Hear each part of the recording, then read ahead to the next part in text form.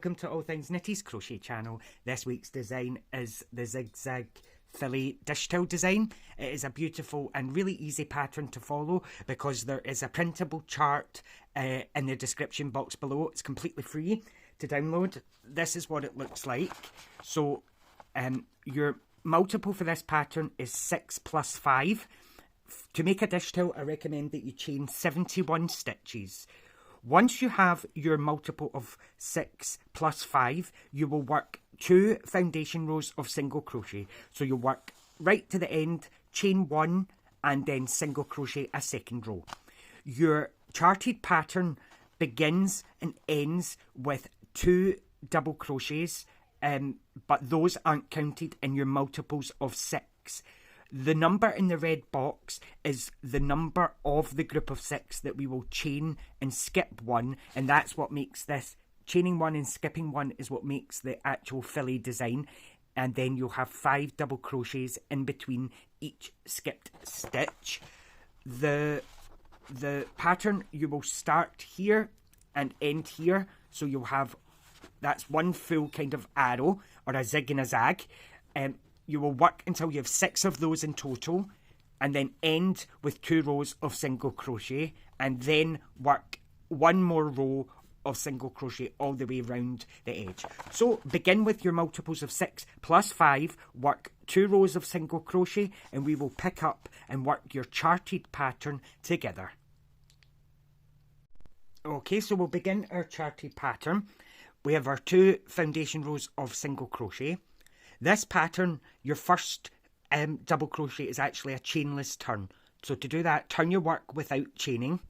Bring your working yarn behind your hook and hold it. Go into the first stitch. Make sure you have your V. Yarn over and pull through. You have 2 loops. Yarn over, pull through 2. So you work a single crochet. Then go under the left loop. Yarn over and pull through. You have 2 loops again. Yarn over, pull through 2. This keeps your edges completely straight. You don't have any chain 3 bumps at the side. Like your chart says, your first 2 and your last 2 are always a double crochet and are not counted in your group of 6. So your first row shows that the skipped stitch is in number 1. So number 1, we will chain 1 and skip 1. Your chain, you want to do it very loose because we will be working into these from now on. So we have chained 1, we're going to skip 1. We will begin the charted pattern working number 2 of our repeat. Number 3 of our repeat. 4. 5, and that is number 6. So we have a chain 1, skip 1, and 5 double crochets for our 6 stitches in total. Again, your skip stitch is number 1, so chain 1, skip 1, and work 5 more double crochets for 6 stitches in total. So number 2, number 3, 4, 5, and number 6. Again, chain 1 and skip 1 for number 1, work 5 more double crochet. You will find that the pattern, the fillet, the skipped stitch will either be before or after the previous row. So once you get into it, it is actually really easy, but the chart that I've done just helps keep you right. Okay, so that was our skip 1, 1, 2, 3, 4, and 5. Continue to do that all the way across the row, and like I say, your last 2 stitches are double crochet. So do that and we'll pick it up together, and I will go and deal with the cats. Okay, so if you look at your chart, we can see that row 2, your skip stitch will be number 5. So your first 2, it is a chainless turn, then a double crochet. I'll show you the chainless turn again. So you turn your work first, hook the wool behind your hook with your finger, and then go into the stitch. You can drop it then. Yarn over and pull through until you have 2 loops. yarn over, pull through 2. Now go under the left loop, yarn over and pull through, then yarn over, pull through 2. So it's a chainless turn and 1 double crochet, and that's your it basically works your border. So your first 2 were single crochet and these 2, and that gives you like a nice straight border round the side. Okay, so the number that we're skipping on is number 5. So we will work 1, 2,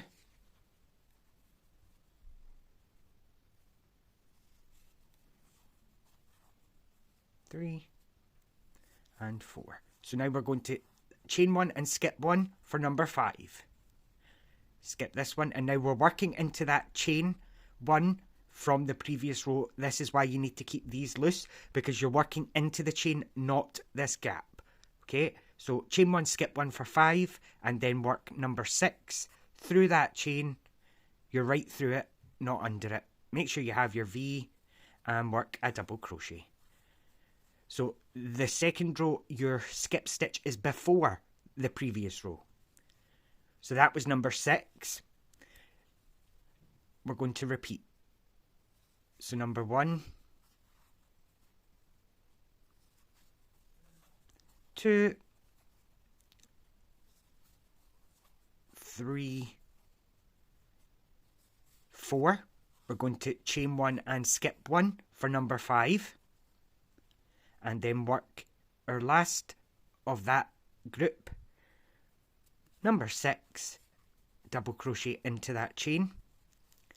So like you can see, you have your skip stitch and 5 double crochets. So once you've plotted where your skip stitch is, you don't really need to count in 6s, you just need to make sure you have 5 double crochet in between. So there's our skipped one. We will work until we have 5 double crochets in between, but it's still groups of 6 because of our skipped one. So we've plotted it out that your skip stitch is before the previous row. So chain 1 and skip 1. And into that chain, work a double crochet. Continue working across that row. So this is number 6 here. Number 1, 2, 3, 4. Chain 1 and skip 1. Work number 6 into this chain and then end with 2 double crochet, and we'll pick up together. Okay, so now that we have a couple of rows, it becomes a little bit easier. Again, refer back to your chart. We're in row 3. So your first 2 again, double crochet, double crochet. Your skipped stitch is number 3. So like you can see, it's after the stitch from the last row this time. So again, start chainless turn, and then your second double crochet to start. Those don't count as always. So your skip stitch is number 3. Okay, so 1 into the chain is number 2. I don't know what's wrong with Tigger today. He's been very loud. Do apologise. Okay, so 1, 2, we're going to chain 1 and skip 1 for number 3. And then continue to work our group of 6. So that's number 4, number 5, and number 6. So however you prefer to work, you can either do it with counting to 6, or once you've plotted that the skip stitch is after the previous row, you can just make sure you have 5 in between. It just depends what way you find easier to count in your head. I prefer doing it in 6s, but that's just me. Okay, so now we have we're going to chain 1 and skip 1, and that one there would be number 4, 5, and 6, and then you would just repeat. So you would do 1, 2, skip on 3, or finish your group of 5, chain 1, skip 1. It will be after the previous row. Continue doing that, finishing on 2 double crochets as always. Okay, so starting the next row, I've already done my chainless turn and my second double crochet. So looking at your chart, again, it's number 3 that we skip. So number 1 of the repeat of 6. 1, 2, and then we will chain 1 and skip 1 for number 3. So this time it's before the one from the row below. So we skip this one. So that would be number 3. Into the chain 1 from the row below. That's number 4 of our repeat.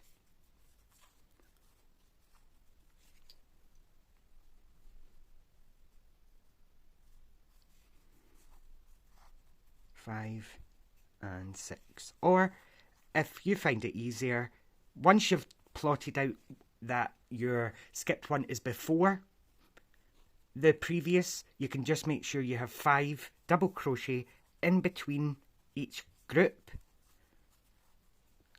So you have 5, chain 1, skip 1, and work your next group of 5 double crochets. Or the way that I do it, so that was number 3, 4, 5 and 6. Continue doing that all the way until, looking at your chart, we've done 3 and 3. So your next row, we will be double crochet, chainless turn, double crochet, double crochet. Then your skip stitch is number 5, so you'll do 1, 2, 3, 4 double crochet, chain 1, skip 1. Then you'll find that your skip 1 is after the previous row. Work 5 more double crochet, skip on number 5, 5 more double crochet. Keep doing that. Here's number 6, and work your 2 double crochets. The next row, you will do your chainless turn, double crochet, skip on the first stitch, make sure you have 5 in between. Then, so you've worked up the way and to the left, you're then going to work up the way and to the right. Once you come to this part, this is where the pattern ends. I have written it out another time, so this full kind of a zig and a zag, or an arrow kind of shape, you will have 6 of those in total for the dish towel. And then at the end, once you've got your 6 repeats, you will work 2 full rows of single crochet to end. Then you will stop here.